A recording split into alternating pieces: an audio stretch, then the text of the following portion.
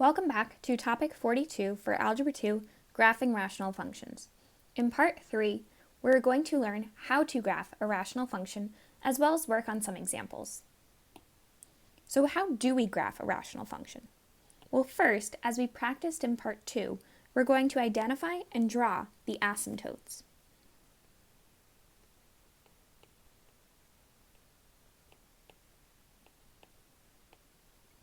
And we draw asymptotes, as we saw in part 2, as dashed lines.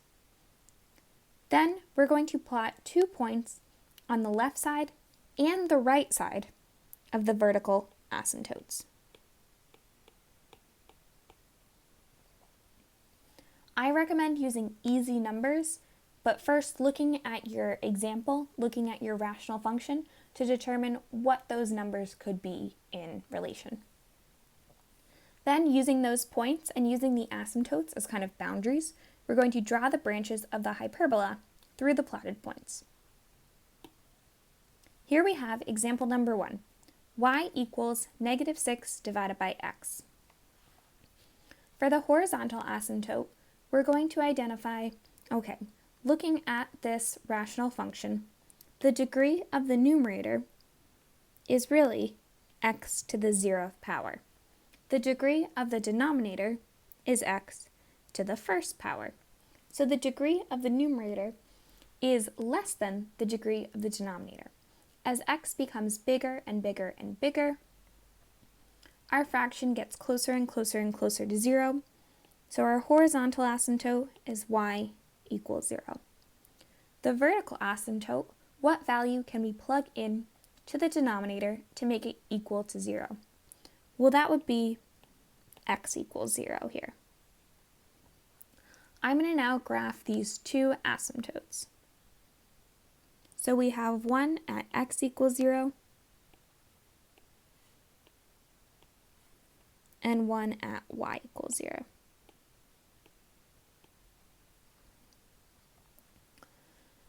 Now, according to the instructions, we're going to plot some 2 points.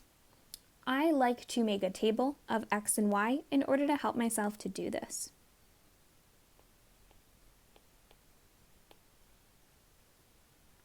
That was not a straight line. Okay, now looking at my function, I have negative 6 divided by x. I'm going to choose some easy values on either side of my vertical asymptote. Okay, let me try x equals 1. If I plug that into my function, I have negative 6 divided by 1, which gives me negative 6. So over 1, down 6. Let me try on the other side of that vertical asymptote. Let's try negative 1. If I plug in negative 1, negative 6 divided by negative 1 is positive 6. So over negative 1, up 6. So the 2 branches of my hyperbola, one will be in quadrant 2 and one will be in quadrant 4, just based on where my asymptotes are located. Now for this first example, I'm going to plot 2 more points, just so we get a better sense of what the branches will look like. So let me plug in 3 for 1. So negative 6 divided by 3 gets me negative 2. Over 3, down 2. And let's plug in negative 3 while we're at it. Negative 6 divided by negative 3 is positive 2.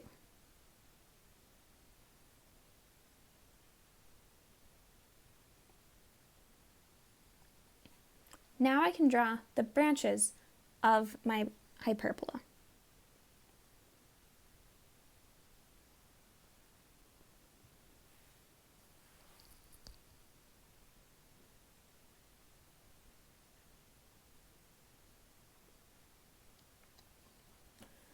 And there is my hyperbola. Now what I also like to do is to identify both the domain and range.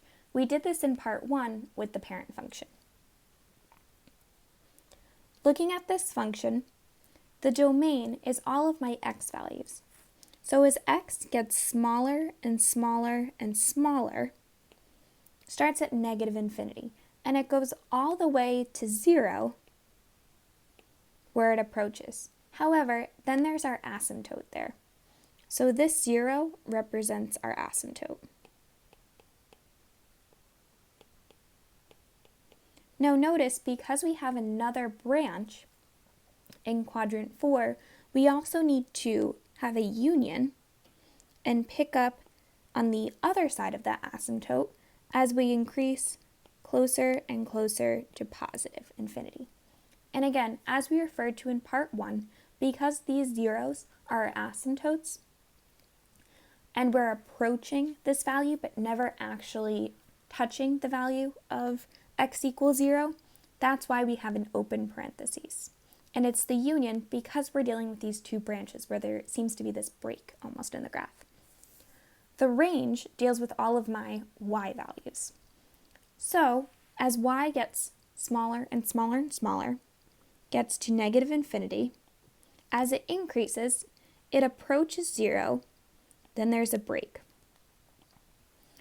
Then it starts at 0, or approximately, and goes closer and closer to positive infinity. Again, because there's these two parts to the graph, these two branches, I should say, that's why we have the union of these two intervals, or the domain and range. Looking at example number 2, we have y equals 1 divided by x minus 2, and then minus 3. So we have this vertical translation here. For my horizontal asymptote, as x gets bigger and bigger and bigger, our fraction gets smaller and smaller. And we're just left with that vertical translation of negative 3. So my horizontal asymptote is going to be y equals negative 3. My vertical asymptote, I could plug in x equals 2 into the denominator. Now I'm going to graph these two asymptotes.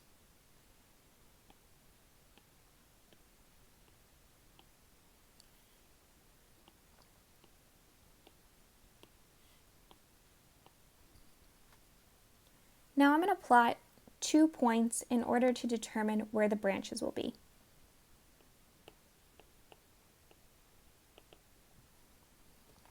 If I plug into my graph, let's try plugging in x equals 4. So I'm left with 1 divided by 4 minus 2, so 1/2 minus 3. I'm left with negative 2.5. If I plug in 0 as another point, because that would be located on the other side of my vertical asymptote, if I plug that in, I'm left with negative 3.5. I'm going to plot these 2 points on my graph now. Over 4 down 2.5. And over 0 down 3.5. So again, I have these 2 points on either side of my vertical asymptote. Now if I were to draw the branches, I will get my hyperbola.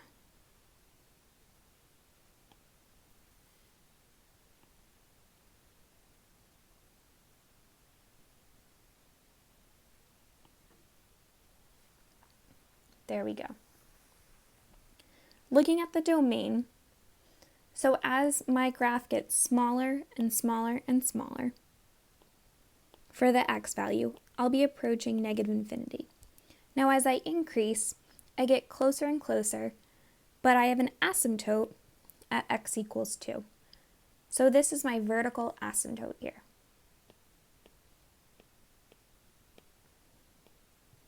I have a union, and then I'm going to start at 2 and go to positive infinity. Similarly, for the range, start at negative infinity and approach negative 3. This is my horizontal asymptote. And I have a union, and then I have negative 3 to positive infinity.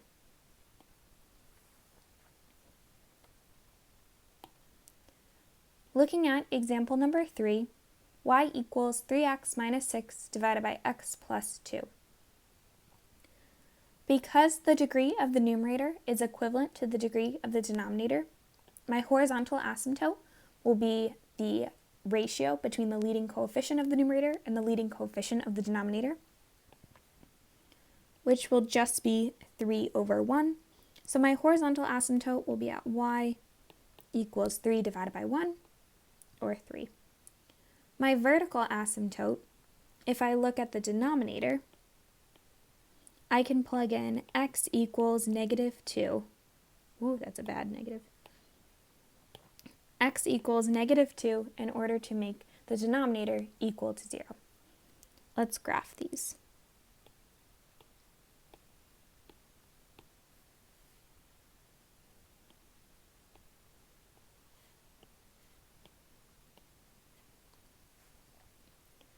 Now I can plot some points for my hyperbola. Goodness, I'm not good with drawing straight lines. Okay, I'm going to first start and plug in 0 for x because that is on one side of my vertical asymptote.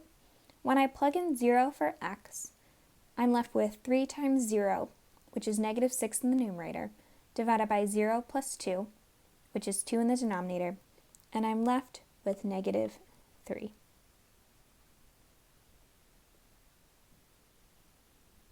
This also happens to be the y-intercept.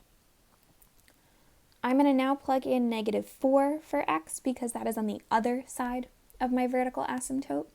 And when I plug that in, I'm left with positive 9.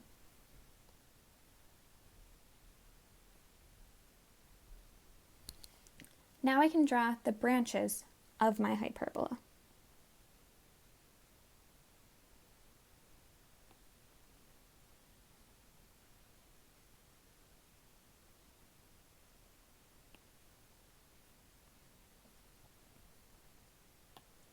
Looking at the domain and range, as I start at negative infinity, I approach my vertical asymptote at negative 2. Then I have a union, starting at negative 2 going to positive infinity. And again, this negative 2 relates to my vertical asymptote because I'm dealing with the x variable. My range, I'm dealing with the y variable, and also my horizontal asymptote. I start with negative infinity, approach 3, the horizontal asymptote, and then have a union from 3 to positive infinity.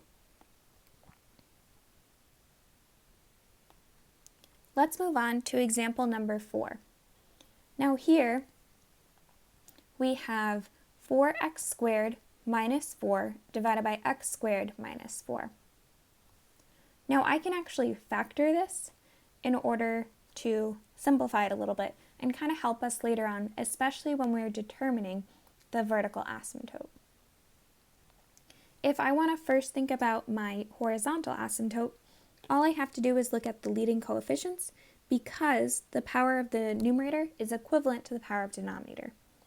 So I'm left with 4 over 1, and my horizontal asymptote is just at y equals 4 when that is simplified. For the vertical asymptote, if I factor the numerator, I can factor out a 4, and I'm left with x squared minus 1. And in the denominator, this is a difference of squares, so I have x plus 2 and x minus 2. Now I can also factor the numerator a little bit more and get 4 times x plus 1 times x minus 1, because that's also a difference of squares, over x plus 2 times x minus 2. I don't have any holes in this graph because there isn't a common factor in the numerator as well in the denominator, but factoring this can help me determine what the vertical asymptotes are. I could also look at the original function and use taking the square root to also find those two values for x. So looking at the denominator, I know x could either equal negative 2 or x could equal positive 2. So there are my two vertical asymptotes. As we mentioned in part 1, you can have more than one vertical asymptote. Now I'm going to graph these asymptotes. So my horizontal asymptote as well as my vertical asymptotes.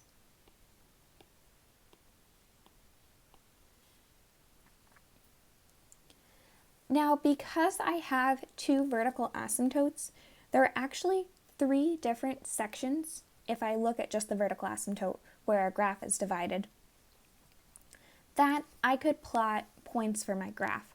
So instead of the usual 2 points, I'm going to actually plot 3 points. So in my table,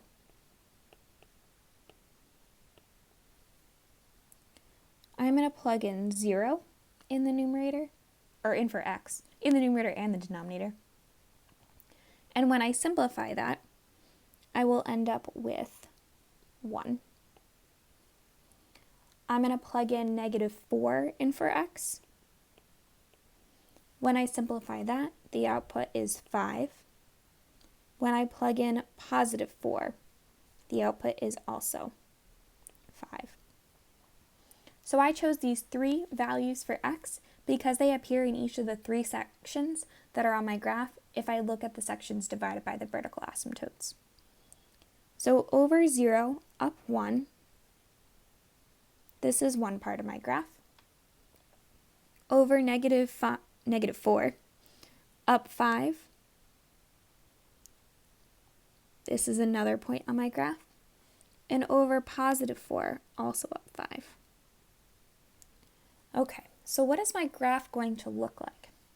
Well, on the top left-hand side, I'm going to have a branch.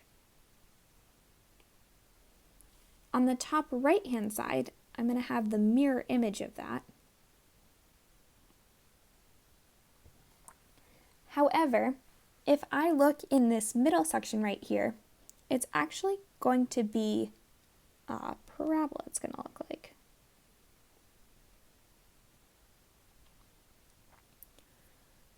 Okay, so how the heck do I think about the domain and the range here?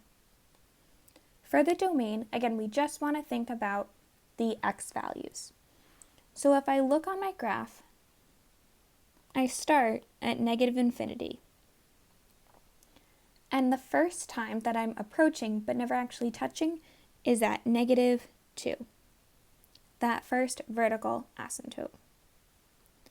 Then I have a union from the x values of -2 to +2, that second vertical asymptote.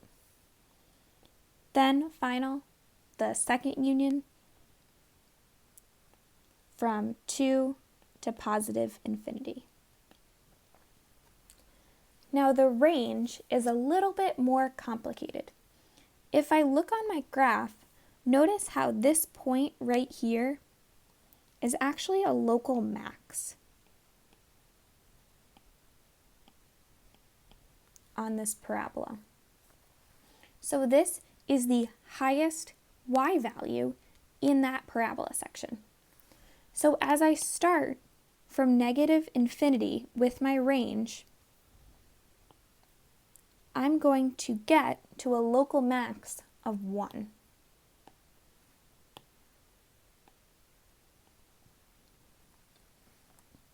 Then I have a union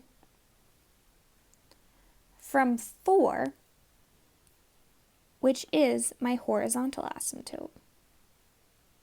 And I go to +∞.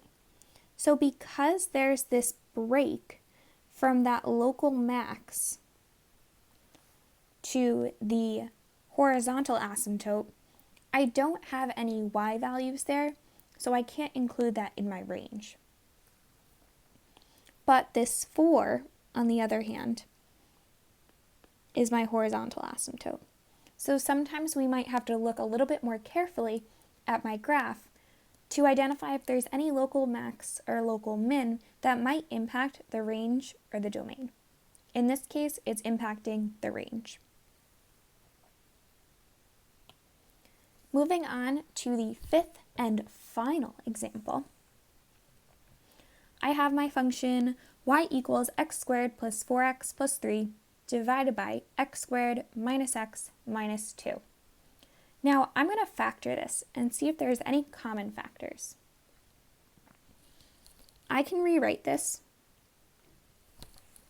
to be x plus 3 times x plus 1. In the denominator, x squared minus x minus 2 can be factored to be x minus 2 times x plus 1. Here I have a common factor. This is where my whole is. In order to figure out the actual point of this whole, I'm going to need to plug in x equals -1 in order to determine my y value.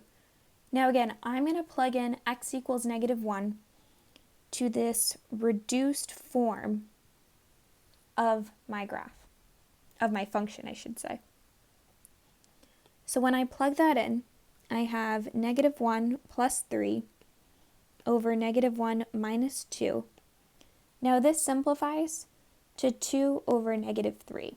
So on my graph, I'm going to have a whole at over -1 down -2/3, or down 2/3. Let's move into the horizontal and vertical asymptote. Horizontal asymptote, if I look at the highest power in the numerator and denominator, it's both x squared. So the ratio between the leading coefficient in the numerator and the leading coefficient in the denominator will be my horizontal asymptote. So I will have y equals 1 divided by 1, or just y equals 1. The vertical asymptote, I need to look at the denominator. Now this is why it's super handy to also factor the denominator and also the numerator in this case, because that's how we identified that there is a whole. Remember, a whole is a removable discontinuity, whereas asymptotes are non-removable discontinuity. So because we already have a whole at x equals -1, I don't have a vertical asymptote there. The only place that I will have a vertical asymptote is the other binomial that was in the denominator, which is x equals 2. So if I graph these, I have one at y equals 1, horizontal asymptote there, and a vertical asymptote at x equals 2. Now I'm going to create a table to get points. Let's try plugging in 0, because that's on one side of the vertical asymptote. Now again, I'm going to plug in these points into the original equation. It's only when you're dealing with the whole that when you plug in that x value, you want to go into that reduced form. But because these values are actually going to be on the graph, there isn't going to be a whole there. They're going to be on the curve, on the branches of that hyperbola. If I plug in 0, my output is going to be -3/2.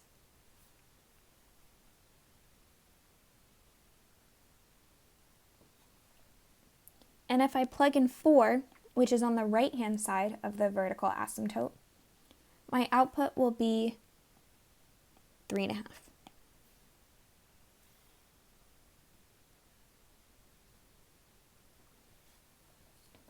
Now using these points, I can draw the branches to my hyperbola. Notice here that hole that we drew earlier, that is in my graph, it's included. It's just a point where there's this discontinuity in the graph, which is why there physically is a gap there.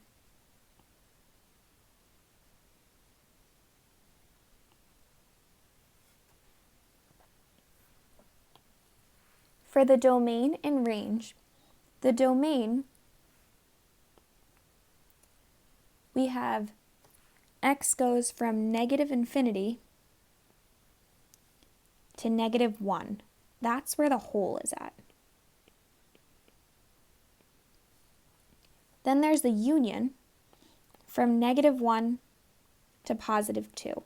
And again, because there's that discontinuity there at that whole, that's why we have these open parentheses. the next union is going to be from 2 to positive infinity. The range will start at negative infinity and go to the y-coordinate, because the range deals with the y-coordinate, so negative 2/3 of the whole, because again there's that discontinuity there. Then that will be combined with from negative 2/3 to 1, which is the asymptote,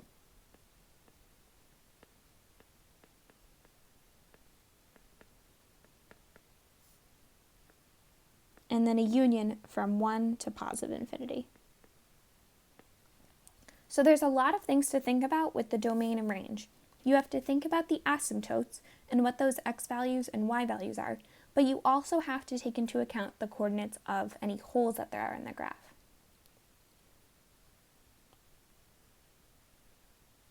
I hope this helped. Thank you for watching part 3 of topic 42 for Algebra 2, Graphing Rational Functions.